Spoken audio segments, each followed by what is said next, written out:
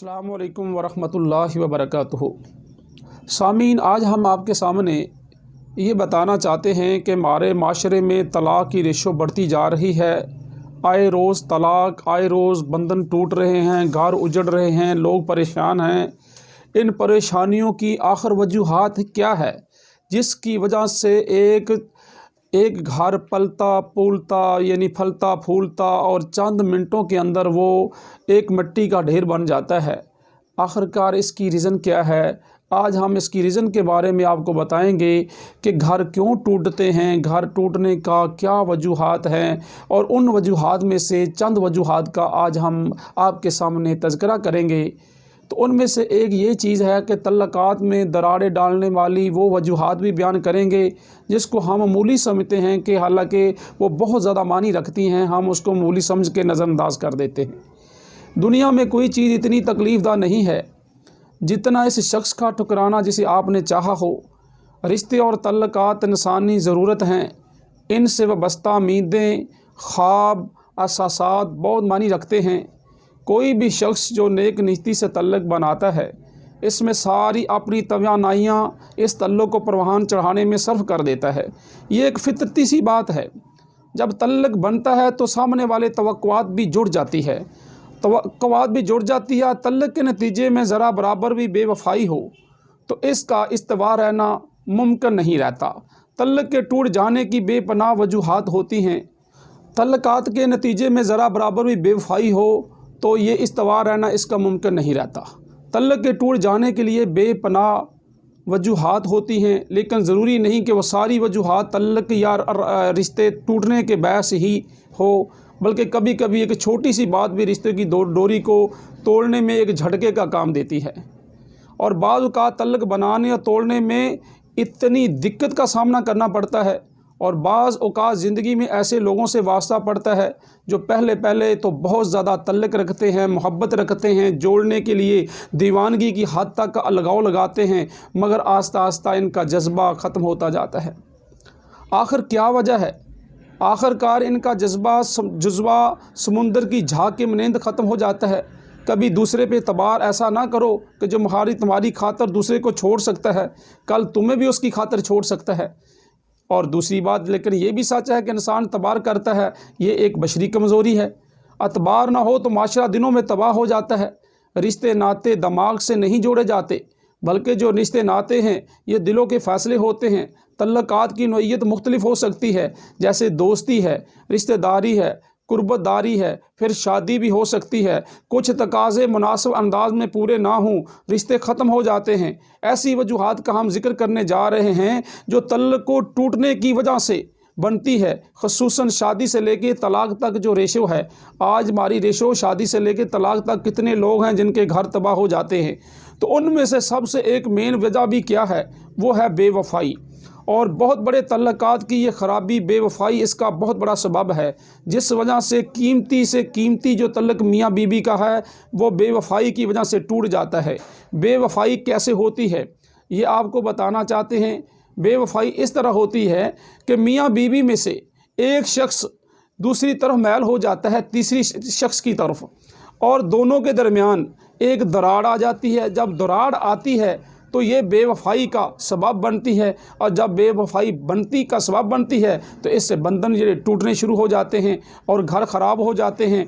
वो जो घर बसा हो, जिसके लिए हज़ारों कुर्बानियाँ इंसान ने दी होती हैं, वो पल के अंदर ही टूट जाता है। हालांकि अल्लाह के पाक पैगम्बर जनाब मोहम्मद रसूलुल्लाह सल्लल्लाहु अलैहि वसल्लम ने फरमाया, सिला रहमियाँ करो, आपस में तल्लुक़ को जोड़ो, ना कि तल्लुक़ को तोड़ो।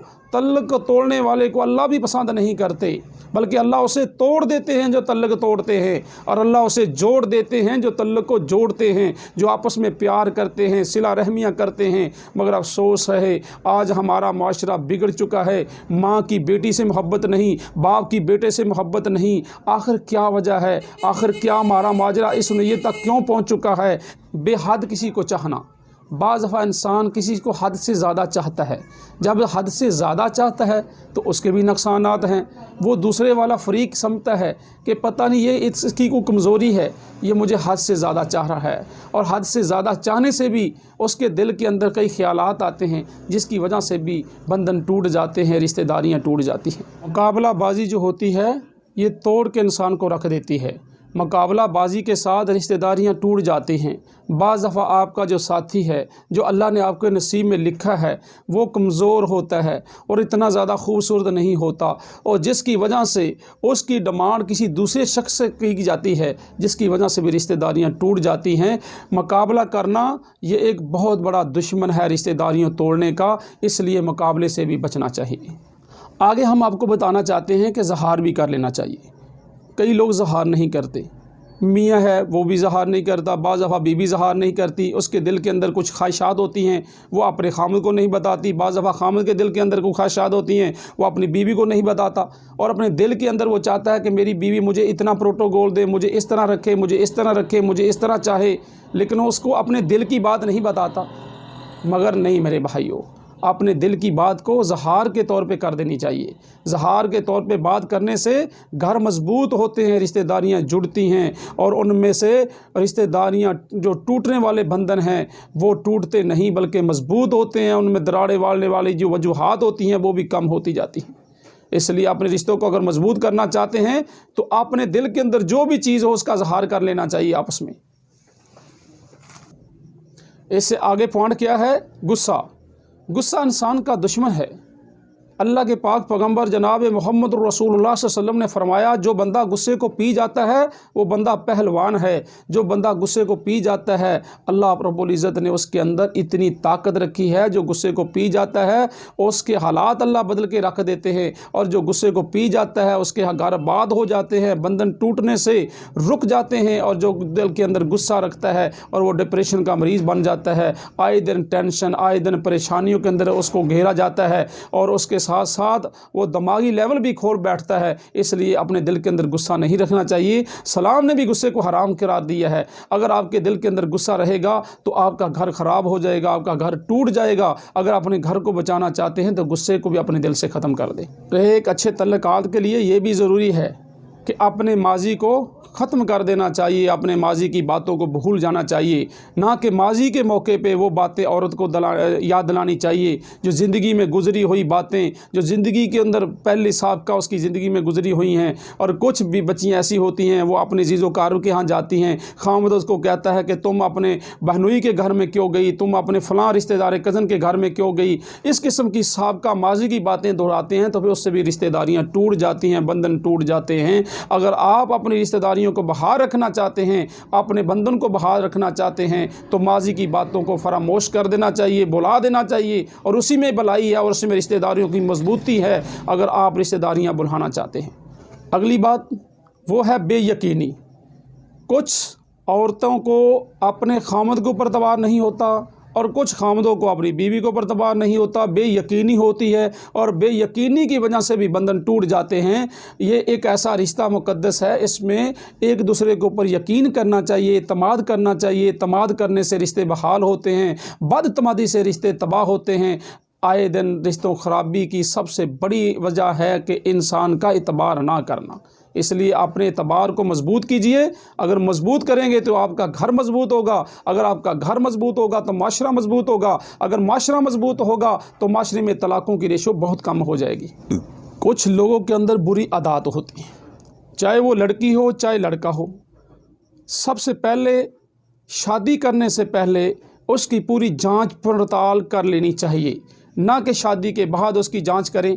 शादी से पहले तो वो ही कि हीरा होता है लड़का, शादी से पहले तो उसकी खूबियां बयान होती हैं, शादी से पहले उस जैसा कोई लड़का दुनिया में उनको मालूम ही नहीं होता। जब शादी हो जाती है तो वही लड़का क्या होता है जी, वो लड़का नशई है, वो लड़का क्या है, वो लड़का बदकार है, वो लड़का क्या है, वो जुआ खेलता है, वो लड़का क्या है, वो सारा सिर दिन घर नहीं आता और उसका तौर तरीके गलत हैं, उसके अंदर हज़ारों किस्म की बीमारियां हैं, हज़ारों किस्म के वायरस चमड़े हुए हैं उसको, यानी जीवो गरीब किस्म के ऊपर उसके इल्ज़ाम लगाए जाते हैं। तो इसलिए ये भी एक ज़रूरी है कि शादी से पहले उसकी जांच पड़ताल ज़रूरी है कि कर लेनी चाहिए। चाहे लड़की हो, उनको लड़कों वाले की करनी चाहिए और लड़कों वालों को लड़की की करनी चाहिए, और इससे घर बाद होते हैं, टूटने से बच जाते हैं। राज का छुपाना। बाज़ दफ़ा मर्द हो या औरत हो, वो अपने खामद के राज को, अल्लाह ने कैसा रिश्ता बनाया है, वो खामद को औरत का, औरत को खामद का आईना बनाया है। और सलाम ने कहा है कि औरत खामद के राज ना शेयर करे और खामद औरत के राज ना शेयर करे।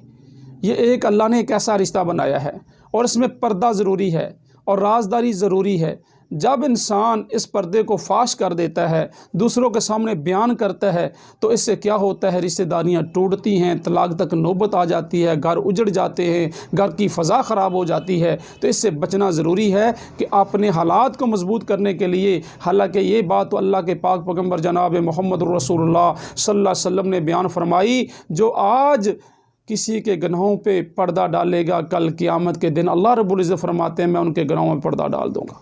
मगर आज पर्दा डालने के लिए कोई तैयार नहीं है। हर बंदा दूसरे के गुनाहों को ढूंढने के लिए, दूसरे की नुक्ताचीनी और तनकीद करने के लिए आए दिन डटा हुआ है। हालांकि ऐसा नहीं करना चाहिए। मुसलमान का भाई है, उससे मोहब्बत करनी चाहिए, उससे उल्फत करनी चाहिए, उससे हमदर्दी करनी चाहिए, उससे खैरखाई करनी चाहिए, जिससे रिश्ते मजबूत होते हैं। ऐसा काम नहीं करना चाहिए जिससे रिश्ते टूट जाते हैं। आगे क्या है, खामद का औरत की इज़्ज़त ना करना और औरत का खामद की इज़्ज़त ना करना, इससे भी घर टूट जाते हैं।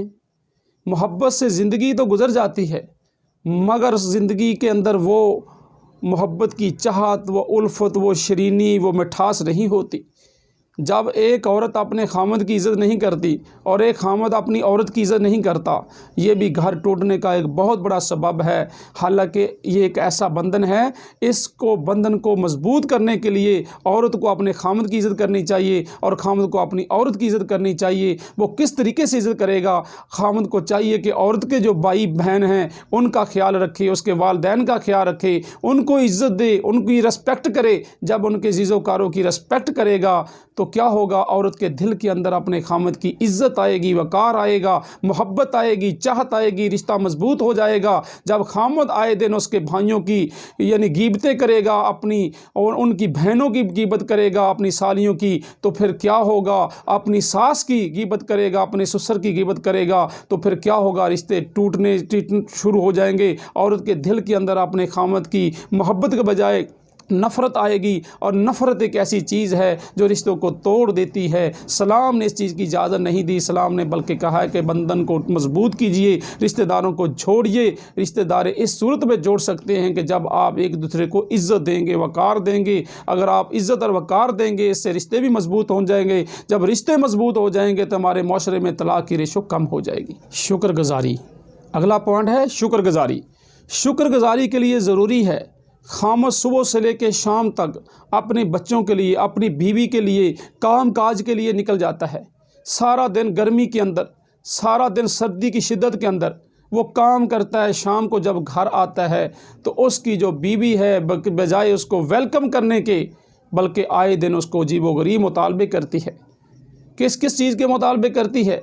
ऐसी चीज़ों के मुतालबे करती है जिससे खामद बेबस हो जाता है, और खामद की ये बेबसी उसको इस नीयत पे ले जाती है कि खामद मायूस हो जाता है। जब खामद को गर्मी के अंदर, शिद्दत के अंदर काम करने की वजह से आगे से वेलकम नहीं होता, आगे से रिस्पेक्ट नहीं मिलती, आगे से इज़्ज़त नहीं मिलती, तो वो खामद मायूस होकर टुकड़े टुकड़े हो जाता है, जिससे बंधन टूट जाते हैं, रिश्तेदारियां टूट जाती हैं, घर ख़राब हो जाते हैं, माशरा जिसकी वजह से बर्बाद हो जाता है। तो हम आपको ये दावत देते हैं कि माशरे के अंदर ऐसी चीज़ें जो पैदा हो रही हैं, हमारे माशरे के अंदर ऐसी दरारें, उनको ख़त्म करना चाहिए। ऐसे सराहों के अंदर मरम्मत करनी चाहिए, ना कि उनको आगे बढ़ाना चाहिए, बल्कि इनको नज़रअंदाज करना चाहिए, जिससे इंसान के घर आबाद होते हैं, बंधन जो टूटने से बच जाते हैं। तो इनको बचाना चाहिए, ना कि इनको ख़राब करना चाहिए।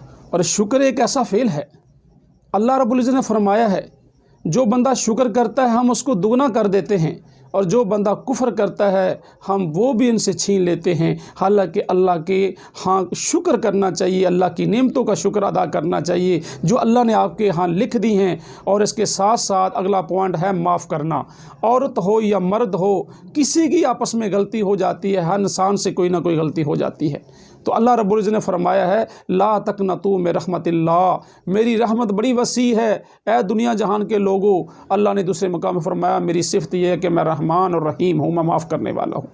और उनके बंदों को भी चाहिए अगर किसी से गलती हो जाए उनको माफ़ कर देना चाहिए, दरगुजर करनी चाहिए। जब मियाँ किससे गलती हो जाए बीवी माफ़ कर दे, जब बीवी से गलती हो जाए मियाँ माफ़ कर दे, तो इससे क्या होता है, बंधन टूटने से बच जाते हैं, घर में दरारें नहीं डाली जाती, फिर ये घर क्या होता है, ये घर खुशियों का गवारा बन जाता है। अगर ये घर के अंदर माफ़ी का पैमाना लबरेज़ हो जाए, ख़त्म हो जाए, माफ़ी का नामो नाम मिट जाए, तो फिर क्या होता है हमारे माशरे के अंदर, फिर क्या होता है, घर उजड़ जाते हैं। बेहतरीन सदका जारिया हासिल करने के लिए इस वीडियो को लाइक, कमेंट और शेयर करना मत भूलें।